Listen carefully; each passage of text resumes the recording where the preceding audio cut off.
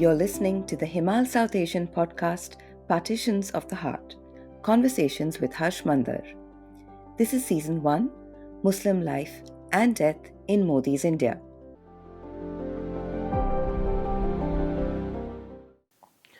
Salam, Namaste Zindabad, friends. I'm Harsh Mander. I welcome you to one more episode under the large podcast series that we're doing, Partitions of the Heart. In this season, we're focusing on the crisis of India's Muslims. I'm doing this with Himal, South Asia, which is actually an extraordinary publication that has been looking at South Asia as South Asia beyond international borders for the last 35 years. My guest today is Mohsin Alam, who I've known and had enormous affection for and much admiration for many years. Mohsin is at present teaching law in the Queen Mary's College in the University of London. He does much else, and some of that will emerge from our conversation today. Mohsin, let's leap right in. You're working with Christophe Jaffrelot and many others on a project called the Muslims of India. So I thought, let's sort of take a broad view, and then we'll come into specific things that we might want to discuss. How deep is there a crisis among India's Muslims? How deep is this crisis? What is the nature of this crisis? What has brought us to this point in the journey of India's republic? How far have we strayed from the promises of the freedom struggle under Gandhiji? And so just that broad picture, what would you like to say? That is a very big, important and broad question. I think it might be useful to sort of just separate out the different dimensions of the crisis. But to start with, of course, this is a massive crisis. In many ways, I think it is an existential crisis. But existential for India's Muslims or existential for India itself? Both. For both. And that is exactly my point. Right. That the crisis of Indian Muslims, which in many ways is about safety, about integration, about being citizens, about being humans in India and Indian society, is not separate from the crisis of India and Indian democracy. Right. And I think, the very old sort of saying, right, that how a democracy treats its minorities will determine the quality of that democracy. Right. But I think what we see today is how India is, or Indian state and society is, with its weaker populations, including religious minorities like Muslims, will determine whether India remains a democracy or not. And I think that is a very important framing. It's an important framing to not ask two separate questions, one about democracy and one about Muslims. They are one and the same.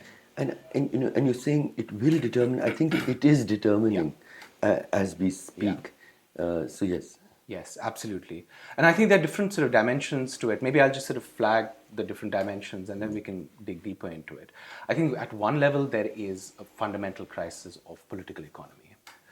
And work by Christophe and many others who have studied the political economy of this country show that the precarious dismantling of India's labor force, India's work, India's planning, India's equitable sort of distribution of our resources, or what the Indian Constitution and Directive Principles of State Policy calls the democratic ownership of the means of production, which, by the way, we have completely forgotten. Right? Yeah. It's just as a footnote that what the politics of the last 30 years, which is both about sectarianism but also about neoliberalism, and has made... And I think the dismantling of social democracy. Absolutely. Yes. And the dismantling is not just sort of insidious creeping, but just to give you in stark terms what is happening as somebody who studies the Indian Constitution and teaches the Indian Constitution, massive portions of the Indian Constitution have become redundant. Right. And I think we, even as lawyers, have not acknowledged that. So, if, for instance, I tell somebody that the Indian Constitution in the preamble says we are a socialist constitution, now there can be a debate about should we remove it, should we not, right? That is a democratic question. But the fact is, our Constitution today does say we are a socialist democracy. Our Constitution has directive principles which talks about democratizing our means of production. Yeah. But if I tell even a first-year law student that this is what the Constitution says, the first-year law student will smile and smirk and say, obviously we can't take that seriously. But coming back to the question of minorities and Muslims, I think increasing evidence suggests that anti-democratization of economy has had a terrible disparate impact on minorities and Muslims in particular. Muslims today are disproportionately represented in precarious labor, in so-called self-employed labor, which basically means completely Just surviving unprotected, somehow, yeah. just surviving. But there's also a political economic dimension to it, which is that when our solidarities of labor, of work, don't exist anymore, there is increasing individualization and, as it turns out, increasing prejudice against the marginalized. Because there are no other ways of solidarity apart from narrow sectarian ideologies. And the great project of the left had been to generate those more progressive forms of solidarities. So it's not surprising that with greater neoliberalism, greater precariousness, there seem to be no politics of solidarity among majorities and minorities, among different communities. Everybody has now become siloed in their own religious community or their own cultural community. So we have failed as a society to create those shared solidarities, including labor solidarities. The other challenge, I think, another source of crisis could be... Labor solidarity, and I would also underline gender solidarities. Yeah. I mean, there's so little solidarity between women of oppressed minorities and of the majority community. Yes. The other, I think, major source obviously is, let me sort of loosely call it a problem of religion and culture itself. And increasingly I've come to believe that, in 60s and 70s, Ashish Nandi was famous in making that critique, that the discourse of secularism, and I'm not necessarily endorsing it, but there's something to be said about that. The discourse of secularism left out the valuable languages or vocabularies of culture and religion from our political life. I think over the last 1 month, I've been thinking a lot about it, and I just feel that there was a long tradition of Hindu reform, Hindu revivalism, many strands of which were extremely potent and very progressive. If not progressive, then at least had the ability to bring the country together. Swami Vivekananda, for instance, being one. And I wonder what happened to those trajectories of Hindu revivalism or Hindu reform. And what seems to have happened is rather counterintuitive, which is since independence, it seems, religion became a matter of personal life and therefore a matter of personal irrationality. And at the same time, it became just a motif or nothing but a symbol in the public life, but not as a matter of conversation, not as a matter of reform, not as a matter of reconstruction. So, and we can spend more time talking about it, but I think... And not a question of rights as well. Not a question of rights, but I think today, for instance, or the last sort of decade or so, as a Muslim and as a progressive person, one of the questions I constantly ask myself is, where is that conversation among the Hindus about what happened to their religion? Yes. And the reason that may have happened is because that flourishing conversation that happened until independence suddenly stopped. It became so, in some manner privatized. It was pushed inside homes, and the only people who talked about religion were the most violent, vile people. And I think we need to recover that, and there's a Gandhian sort of ethic in that, and we can speak more about it. The third source of crisis which gets me more worried, because the problem of violence and the problem of majoritarianism is something that is not unique to India. Also, it's not unique to this particular moment. What worries me more is there isn't enough introspection. Because often our current crisis is framed as a crisis of right-wing or Hindutva attacking our prized project of secularism of progressive India. But there isn't enough thinking about were the principles of that project something that need a revisit, need an update, need some sort of reinvigoration. And that has been one of my concerns with the contemporary conversation. I'll give you one sort of provocative example in the spirit of extending this conversation. And we have spoken about this in the past. So when there were several series of tragic lynchings against Muslims that happened from 2015, particularly 2015, 2016 onwards, even allies used to adopt languages which I felt were deeply objectionable. So for instance, they would say, this is nothing but Talibanization of Hinduism.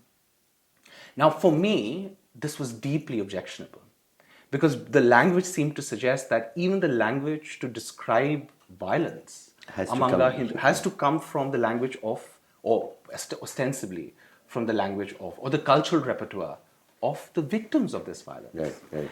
And initially, I thought this is just sort of a throwaway thing, and I decided not to take it seriously. But I think this does indicate that certain kinds of preconceptions or certain kinds of ideological traits are so deeply embedded, even among the allies, that it seems to reflect a lack of introspection there. And I think there's a terrible need for introspection. Now, the reason why I'm even framing the crisis of Muslims in this manner is that the crisis of Muslims is not merely an existential crisis of Muslims in India. It is an existential crisis of Indian democracy. I think it's an existential crisis of Hinduism. And these cannot be separated out. So this is not a conversation that can be had by Muslims about Muslims. This is a conversation that necessarily must include a conversation about Hindus and Hinduism. And we are all joined by the hip. We are all part of the same project. If this continues, and there seems to be very few breaks into this juggernaut of the RSS and the Hindutva and the BJP, where Muslims are increasingly being reduced to second-class citizens, or people without citizenship rights. Is there a danger of this becoming a genocidal project? I would complicate that framing. So let me just. I'm not suggesting that you're saying that, but it's interesting because many of my own learnings are based on our conversations. I remember 6 or 7 years ago we were having a conversation, and you were worried, legitimately, that we are seeing potentially an inauguration of the Hindu state. Yes. And my response then, and even now, would be: we are already there. Yeah. This is not that we will see a genocidal project. We are already in the middle of a genocidal project. And when I say a genocidal project, I'm relying on the experts here. Because Genocide Watch is already, and they have a very nuanced understanding of the different stages of genocide. Out of the 10 stages, we've already done about 8 or 9. Precisely. And also a country of 1.4, 1.5 billion, we are obviously not looking at a singular project which will be centralized, right, or which will be at work at an industrial scale, at the level of planning. What we are seeing is that in such a big country, there are different pockets where different levels of extinguishing minorities, extinguishing cultural expression, extinguishing the ability to participate in the democratic process, extreme forms of segregation, even apartheid, have been entrenched, or cases where any kind of cultural institutions, expression, use of language, use of religion is being not just stigmatized, but is legally prohibited. And criminalized. Yes. And criminalized. I wrote a piece recently which was titled "Where Prayer Has Become a Crime."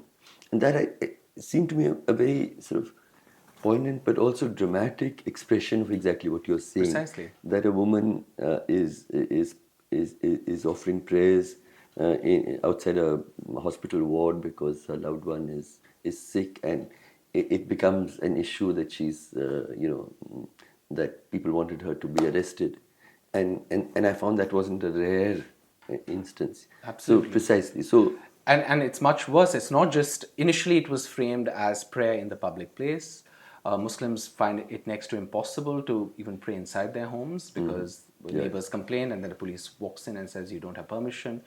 Obviously, forms of apartheid already exist in places like Gujarat, where Muslims are legally not permitted to buy property in designated Hindu areas. So this is legally enforced segregation, which is an element of apartheid.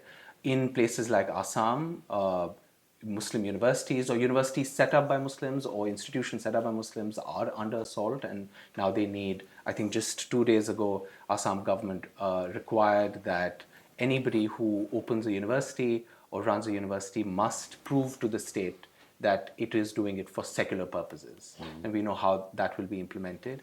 And this is what we are seeing in the last particular 5 to 6 years is a transition from social stigma to legal incorporation.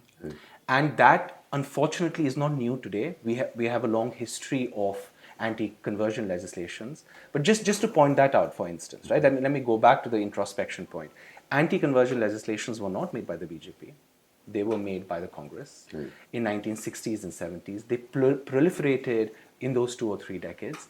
And if we just do a quick search, because I've written... And the cow protection laws. And the cow protection laws. But specifically looking at, because cow protection laws at least had some research which was done on it, anti-conversion laws had practically no critique from the so-called liberal or from the so-called secular side. And there are complex reasons why that may have happened. Although the constitution was completely clear that the freedom of religion meant the freedom not just to practice but also to propagate your faith. Propagate. And obviously, freedom of religion is nothing but, if I'm not permitted to choose my own faith. Yeah. But what has happened is that there was this, unfortunately, this inability to see the creeping insidious nature of these legal policies that are harming religious freedom and the secular project in a broad sense, however we understand it.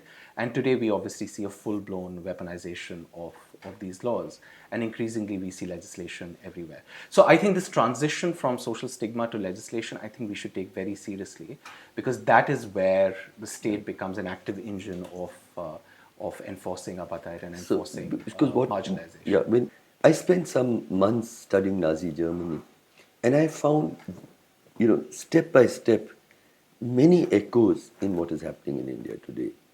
And yet the resistance, even by progressive groups, is about, let's talk about everything else but not talk about Muslims. And you see that even among the political leadership of the Congress and so on, that they'll talk about jobs, they'll talk about other things, but they won't talk about what is happening to India's Muslims.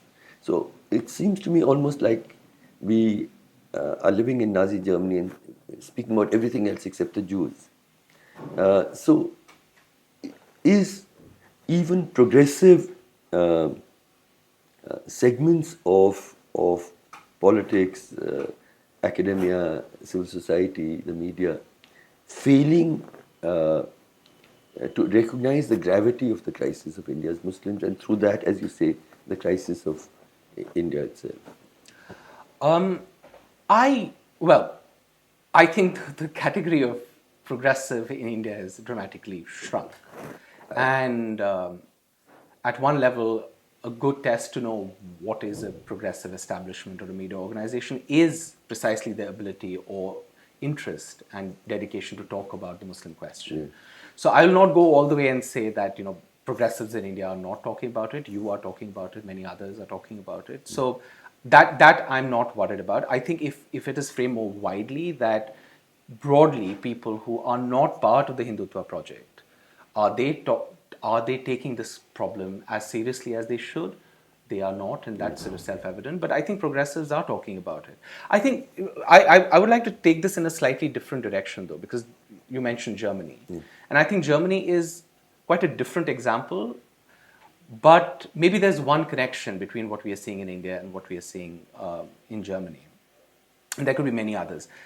So what we are seeing in Germany, and you've written about it recently, Pankaj Mishra has a really excellent book on understanding, among other things, the German obsession with Israel. Right.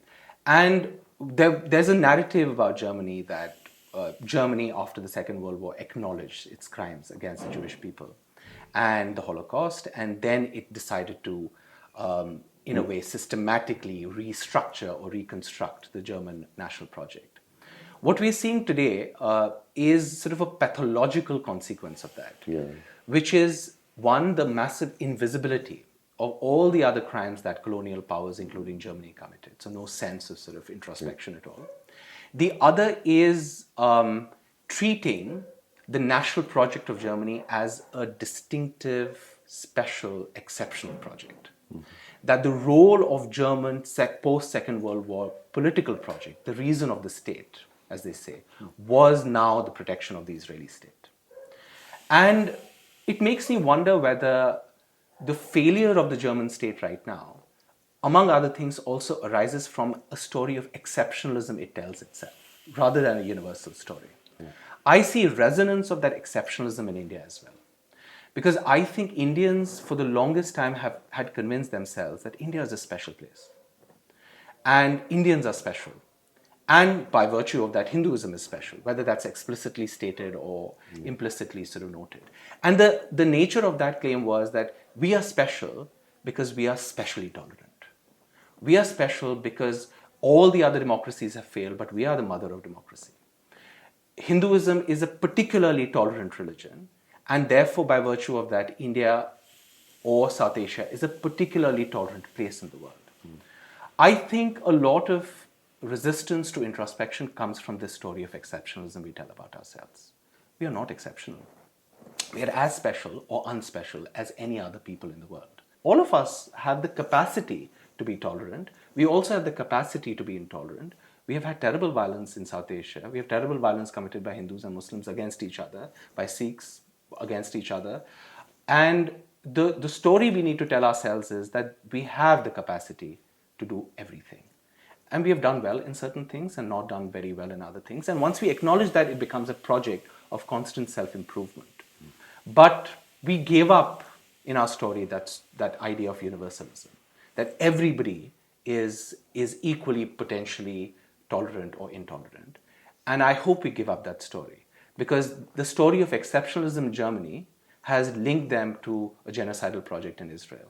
I think what may be happening here is we have got linked to inability to look into ourselves more deeply than we should ideally right now. There's a growing, with the rise of Trump in particular, on the one hand, we're seeing country after country, more and more people are choosing a certain kind of leader. And what is common that I see among them is that they must have a hated other, whether it's the immigrant or the Muslim, and often it's both combined together, on which becomes the scapegoat for everything that is going wrong in the economy and elsewhere. There is also an impatience with democracy and its institutions and processes. There is very close links with big business. There's a huge decline in the civility of public discourse, and something that I don't think we emphasize enough, a spectacular absence of public compassion. You know, when Trump can say, "Oh, let the Palestinians just go somewhere," you know, it's just unbelievable that a public figure can display that absence of compassion. But the fact that more and more people are choosing leaders of this kind suggests that globally there is a movement to the far right. And how important is Modi and the RSS in the global project of the far right? Yeah, you're absolutely right. There's now quite a clear shift in the political discourse, in policies towards authoritarian right-wing politics. This is not the old 60s, 70s style Thatcherite neoliberalism. Yeah. Authoritarian anti-minority far right, yes. Absolutely. Yeah. And the moment it becomes authoritarian and it becomes ethnic majoritarian, it is fundamentally framed against a set of enemies where minorities, the migrant, the woman, the imagined woman, and the sexual minority as well. And the sexual minorities. And I think sexual minorities is really important because one of the attractions of Putin in the domestic American setup is his cultural right-wing, cultural conservative politics. So Putin, for instance, would say that Western culture has degenerated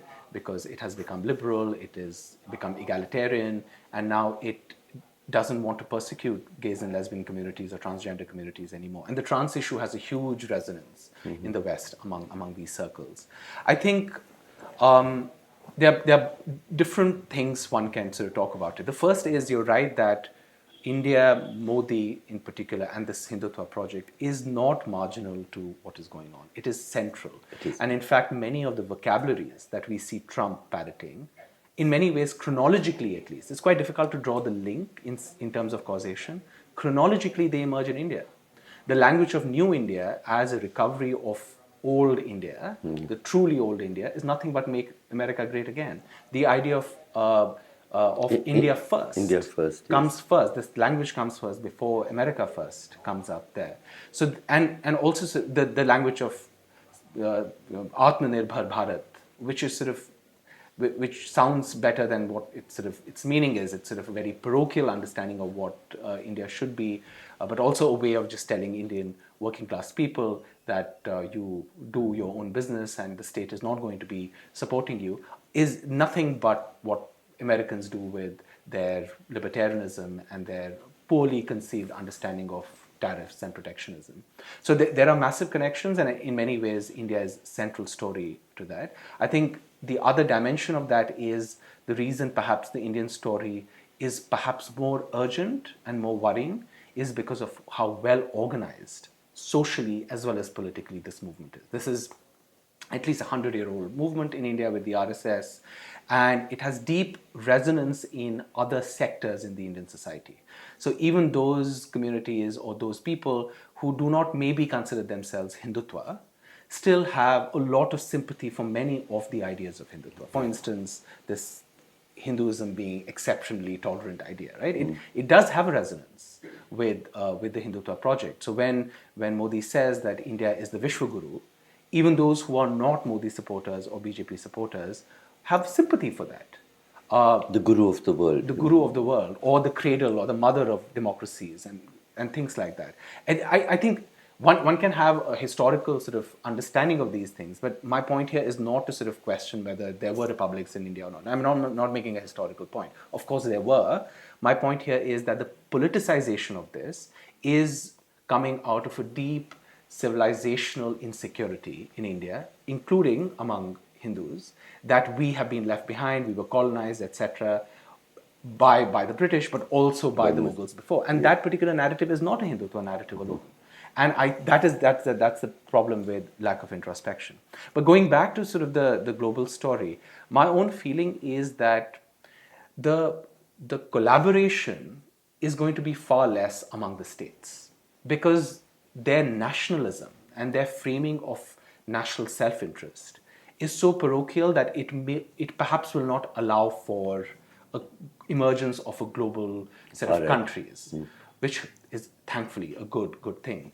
But I think the collaboration already is quite deep when it comes to the social global civil society alliances. I think the legitimization of this hate, anti-democratic, pro-big business so ideology is global. Is absolutely global, and it's being led by several intellectuals across the world who, in the West, for instance, the Hindutva thinkers and the Israeli, the people who support the Israeli project in Gaza, for instance, there's constant intermingling that is happening. I'll give you one instance. There is now a rather fashionable set of scholars who present the problem of the Hindu exactly in the way that the Jewish Israeli supporters think of their crisis. So there are several Hindu intellectuals who say that we are basically the Jews of South Asia or the Jews of the world. We are another Jewish community. Now, this is not coming from a place of deep empathy that we are like other oppressed communities. It's coming from the idea that you're being persecuted by the same set of people as we are being persecuted. And therefore, your aggression is something we must replicate in our own contexts. And that is where sort of these collaborations are happening. And it's not surprising that decades ago, even before Trump emerged, Viktor Orban from Hungary cited Modi and cited the Hindutva project as a model for illiberal democracy. That's the phrase he used. as a matter of celebrating the new category that emerges. So I think what I see the future course of action to be for them is an increasing proliferation of these cultural, ideological, intellectual networks, which will legitimize what the states are doing at the national level. And the oligarchies, you'll have to also bear them in mind. Absolutely. Yeah. And this is fundamentally an oligarchic system, I mean, which is completely transparent. And that is not surprising because that's a political economic story here. Such authoritarian systems, which are based on extraction, which also fundamentally fail at creating any meaningful economic democracy or any meaningful welfare among people, need to have buy-in by big money. And that arrangement has to happen because that big money is going to support monetarily, but also in terms of media, in terms of popular culture and everything, to uphold the legitimacy of these regimes.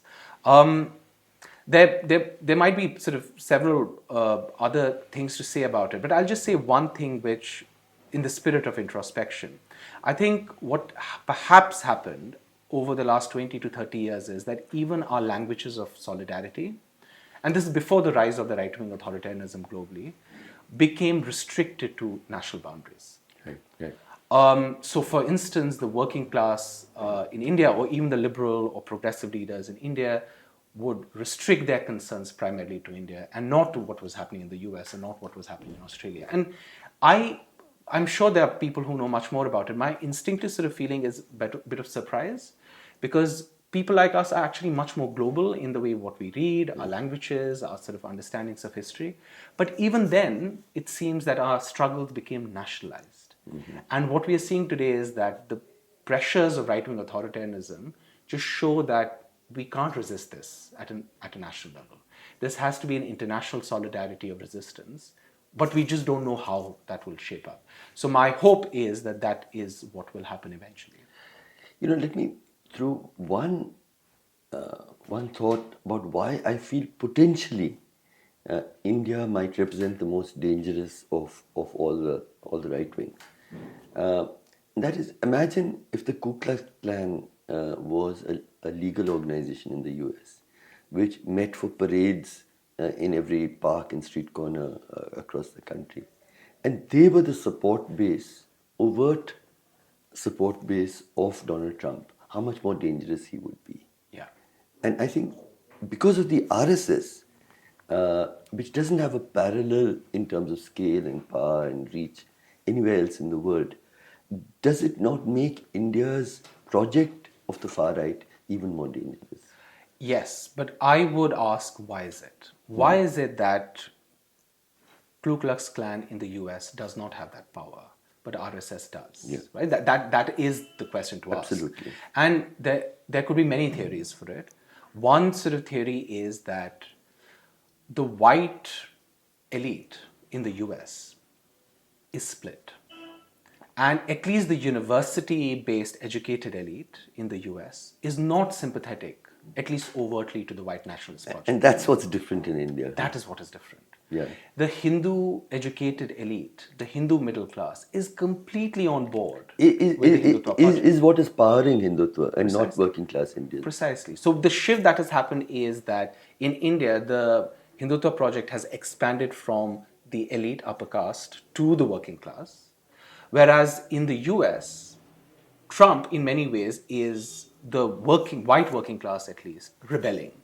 And we can disagree with that strategy of rebellion, but right-wing authoritarianism presented itself as that language of platform of rebellion. So these are very different kinds of politics that are operating, and you're absolutely right. But the reason why RSS or the Hindutva project is so powerful and more dangerous is because it has already had the buy-in of the elites in a society. And when the elites, the most powerful people in a society, are part of a violent project, then obviously that violent project would be much more effective. You reached out to me when you were sort of, I think, graduating from Yale and doing a study on basically the question of why Muslims live apart. So would you like to reflect on that study, what you learned from it briefly? Yes, very briefly. And that was wonderful for many reasons, including that I got to spend so much time with you and other colleagues here at the Center of Equity Studies. The project was to look at Delhi and Bombay or Mumbai and look at what the experience of Muslims looking for a house on rent is, Muslim tenants. And primarily, initially we framed the question as what is the extent of discrimination? And obviously, quite early on, we realized that the extent of discrimination is unbelievable. Muslim owners, house owners or brokers regularly reject or refuse to entertain Muslim tenants.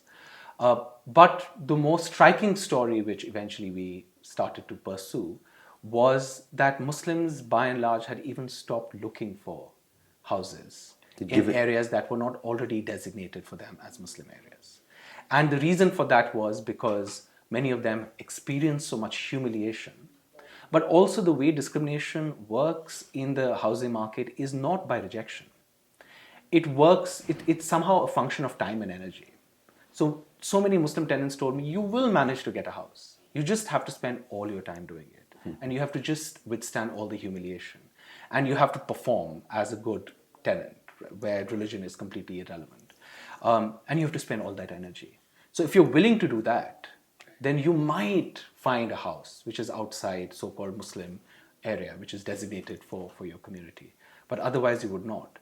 And I think it's a combination of those factors which today is pushing Muslims from even attempting to broaden the nature of our city.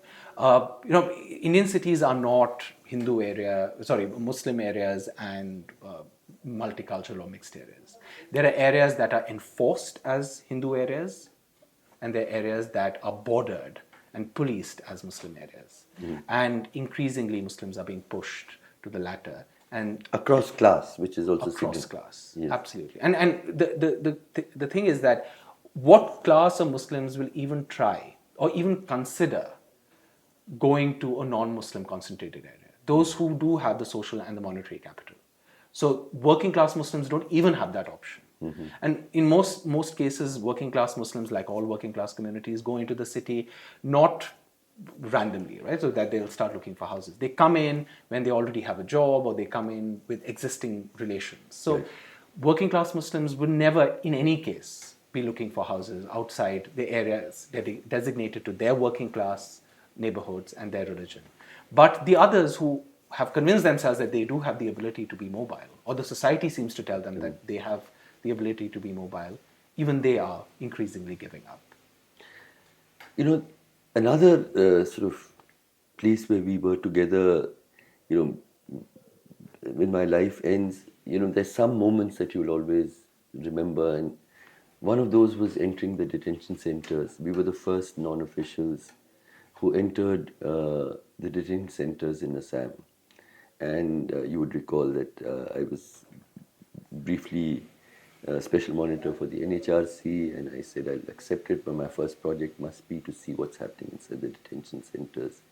And from there started a journey which you continued as well, in terms of contested citizenship in Assam. I'm sure we could have spent the full hour talking about it, but a few things that you learned about through our work in Assam. Yes. So I think to start with, the vocabulary is quite important. I don't think in Assam we see contestation of citizenship. I think we see dispossession of citizenship. Dispossession, okay, yes. But I don't think the politics conceivably is about rendering people stateless. Because it's quite impossible to deport them. They're Indians. That's not going to happen. The politics is to turn them into Bevatan, which is not stateless, which is that they don't belong. That to stigmatize their bodies and their souls so completely that they can't participate in the social and the democratic process. Our report, which you helped me also write on the detention centers, where we were saying that, international law agrees that you can't separate families, you can't put them into prisons, you can't keep them locked up for more than 3 to 6 months, and all of that is being violated to an extreme. It required very immediate and clear redress, and I was appalled at how the Supreme Court dealt with my petition. And as you would know, a point was reached where the Chief Justice Ranjan Gogoi said, why are there just 1,000 people in detention? Why aren't there 50,000? And then I went to him saying, you've exhibited prejudice and you should recuse yourself. And so we saw that journey. But very recently, we have the Supreme Court saying, return these people to Bangladesh. They're just blind to the idea, to the reality that when I'm saying I'm not a Bangladeshi, and I have no place to go to, how can they be expelled into Bangladesh, and why will Bangladesh accept them? And the Supreme Court is saying now push them out. So what is the role? What should the Supreme Court have done in this particular case? So it's a textbook case of gaslighting, and unfortunately, that gaslighting is writ large in how the Supreme Court, but courts by and large have done. Let's take another case because it's been in news again. The Jammu Kashmir Reorganization Act. So there are two stories. There's Article 370, and there could be some debate about that. The issue was that here you have the constitutional text explicitly saying that states cannot be reorganized without at least a democratic. There's a democratic mandate that you need to get the opinion of the state assembly. And the state was under president's rule, and state assembly was not in operation, and that was questioned. This was an easy case for the court to decide. Just like this one, I felt it was so black and white you couldn't. Precisely, it's a simple case. And what the Supreme Court did, and Chief Justice Chandrachud's opinion did, was he said, well, the government is saying that they will return this at the level of statehood, and therefore it's all right. We don't need to decide this issue right now. We leave it for the future. And there's an element of sophistry here. Right? There'll be ways of justifying or ironing over these inconveniences. But this is a massive pattern. The same thing happened to the Places of Religious Worship Act, where the act is explicit that the status of the character cannot change of a religious place after India's independence. And all these petitioners are going and literally doing that. And what is the answer? The answer is, we are not questioning the character. They just want to understand what the character is. But we're not going to change the character. We're just inquiring. It's some academic inquiry. We are historians sitting here. Obviously, the legal point of questioning the actual character is in order to change it. Otherwise, there's no point of filing a legal case. I think... And it's sort of feeding grievance, which for the generations can then lead to more conflict. Precisely. So I think what we're seeing is a combination of things coming from the courts. One is this business of gaslighting, where the courts are actively participating and using the language of law to hide what is going on, or to mystify it, if nothing else. The second is there is also conspiracy of evasion, of inaction. This is not inefficiency, this is not incapacity. Courts have enough capacity. In the detention case, for instance, that was an easy case because the court could have said, indefinite detention is not permitted, full stop, right? That was a legal question there, and that was the legal answer. And don't separate families, don't put them in jails. It was a very simple... It was a simple case. Yes. It was an absolute simple case. But there is a strategic inaction, there's a strategic silence, and there's strategic evasion, that the court will not take up issues when they should. It will not hear the cases, it will not hear the bail matter. All the other bail matters will be paraded, but then those one or two inconvenient ones will not be touched by a barge pole because potentially they are politically risky. And then there are several cases where the court is actively promoting certain negative or regressive actions. And I think Kashmir is one example, Assam is another example. So though that would be the combination of all these things, and that makes me feel that increasingly going to the Supreme Court or going to the High Court is a really risky business. And this is not something that I, as a non-practicing lawyer, would note. Now, there are enough practicing lawyers in the Supreme Court who are not even necessarily politically inclined, who are happy to come out and say that this is an unsustainable situation. This is a crisis of Indian law. And yet, if we don't push these institutions, then we're giving up on democracy, Absolutely. Absolutely. So I'm not willing to do that. Neither am I. So, but just a little bit on this last petition, because again, these 69 or 70 people, I don't know what's going to happen to them. Bangladesh won't accept them. The court is saying, push them out. Where are we going to live? In what status? How are they going to? At one level, I just refuse to take this business seriously at all. Right. I don't. I think there are several elements here. I think there is, and unfortunately continues to be, this assumption, uninterrogated common sense in Delhi, that Bangladesh is flooded by foreigners. And That Assam is flooded with. Assam is flooded by Bangladeshi. And now the rest of India is also. And now rest of India is. But definitely Assam. And I think that the function is Northeast anyway is so marginalized and so distant in Delhi's imagination that that was already a problem, and that propaganda of decades and decades has played a role. So it's not surprising, perhaps at one level, that it was Justice Nariman, one of the most gifted judges and lawyers of the Indian Supreme Court, who participated in that NRC order.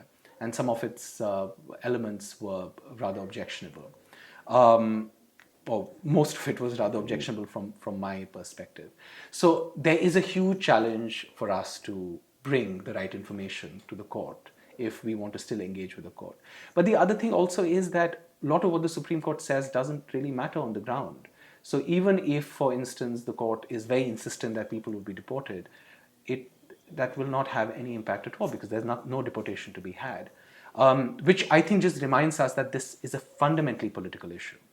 Yeah. And we need to resolve it. But the problem with an order like that is that it, in a sense, defines the status of all the people who are not able to prove their citizenship. So effectively, you don't belong to this country, and the Supreme Court is saying it. Absolutely. Yeah, and that's terrifying. No? That is terrifying, because this is the same court which will hear a whole range of other human rights matters as well. Right. Our third partnership has been with regard to lynching and hate crime, and the creation of hate crime trackers, one which is sort of nearly there. So how do you understand, see, we had this long history of communal violence. That seems to be largely in the past. And many people are actually saying this is the great accomplishment of the BJP. It's given us such good governance that now we're not seeing large riots. And these lynchings just happen. But actually, I see lynching as a far more dangerous phase, because the kind of fear and hate that it disseminates is far greater than any communal riot. So how do you understand this phenomenon of lynching?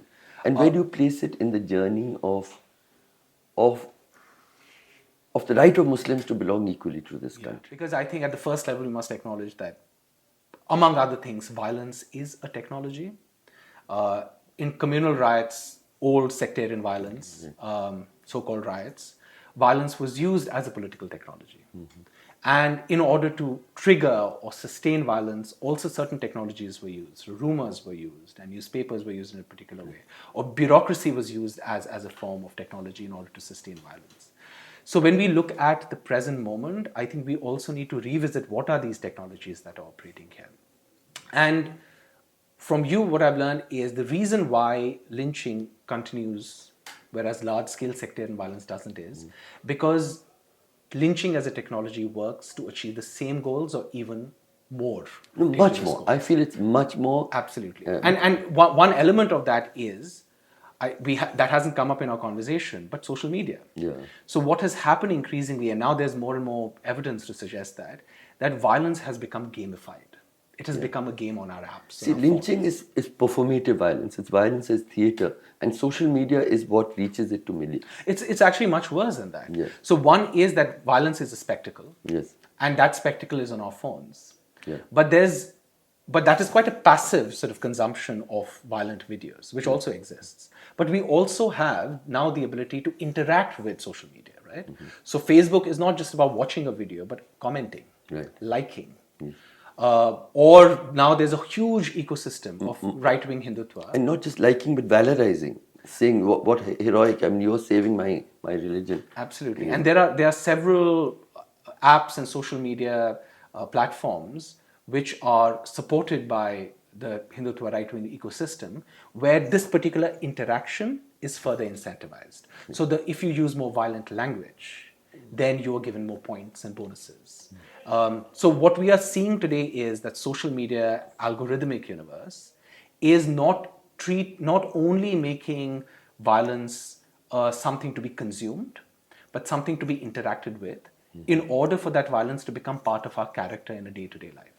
So if the work of violence previously was to create a certain social consciousness, certain sorts of very regressive social solidarities, and obviously to do sort of the political work of elections, among other things. And to manufacture hatred. Precisely, to instrumentalize that hatred and manufacture it. All that work is happening today without the investment in a large-scale sectarian riot or sectarian violence. Yeah. And you're right that this is much worse because it's happening in absolute silence. It is happening in bedrooms, it's happening in dining rooms, it's happening with young unemployed men sitting and watching their phones and just through WhatsApp messages, and creating at a completely unprecedented level a different understanding of our society, our understanding of what we are as human beings and what we are as people who participate in the same public sphere. You know, in each of the podcasts that I've recorded, there's one question I must ask: is where do you see hope? I'm not even do you see hope at all, but will India and the world emerge from this moment where hate, the politics of hate seems to be in a triumphal kind of hegemony, and the politics of love and solidarity and justice seem to be pushed more and more into the margins? To ask the question of is there hope, can there be hope, is I think it's not a helpful question simply because we have no option but to have hope. Yeah, absolutely. Arendt in her book on totalitarianism writes that I'm not quoting her verbatim, but the message is that with birth of every new child there's a new possibility. Absolutely. And that new possibility is a matter of both responsibility for us, but also maybe a ray of hope, if that's the word. So, but hope, there's no politics without hope. Otherwise, there's no politics. So, if somebody says there's no hope, that means that there's no politics to be had. What are the sources of that politics of hope, or the sources of politics, which I think is the same thing? I think the first is all projects come with an expiration date. Maybe our project has come to an end, or yours, or the American liberal project and the Indian constitutional project. We must recognize that that project was inaugurated in 1940s, started in 1950. It lived for 5-6 generations, 5-6 decades with 2 generations. That was a long project. We need to reinvigorate that project, and that project will not look the same. And reimagine it, I think. And to reimagine it. It's not obvious right now. It doesn't seem obvious because we're in the throes of that conflict. We're in the throes of that struggle. But I think if we also emancipate ourselves from the need to go back, but also to use the resources we have to reinvent, hopefully once this project, which also comes, this violent project also comes with an expiration date. And the beautiful thing is we can see its expiration date because we can already see it cracking. Yeah. Because it is unable to provide the people it is making promises to anything valuable. Those people continue to be precarious. Those people continue to live indignified lives. And these outbursts of violence actually reflect the weakness of this project. For those people who even want to create a new political path or distinct from the ruling dispensation, they will have to take the Muslim question and the human rights question seriously, because if they don't, then we know the fate that is, they'll be absorbed or they'll be demolished. And they will never have a separate political potential at all. And the other thing is, I think the world is pushing us, from a political economic perspective, it's pushing us to reimagine our relations of work and labor. We are in a state of extreme crisis of climate change that forces us to rethink how we should organize our work, how we should organize our material life.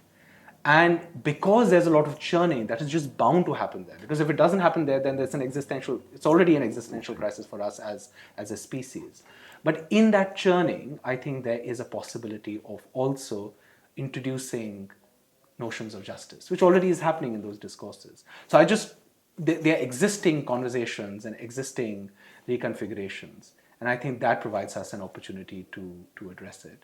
I don't know whether that makes a very strong case for hope, but I hope it makes a strong case for politics, which I think impliedly means hope.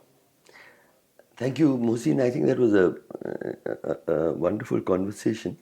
And I think you were able to, I think what you brought to this conversation was nuance and complexity. And through it, we still see this passage of moving ahead. So thank you so much. Wonderful to have you with us. Thank you. Thank you, Harsh. Thank you for listening to this episode of Partitions of the Heart. You can find more Himal podcasts like the South Asia Review of Books and State of South Asia on YouTube, Spotify, and Apple Podcasts. Support Himal's independent journalism by becoming a Himal patron today. We'll be back soon with another great conversation. See you then.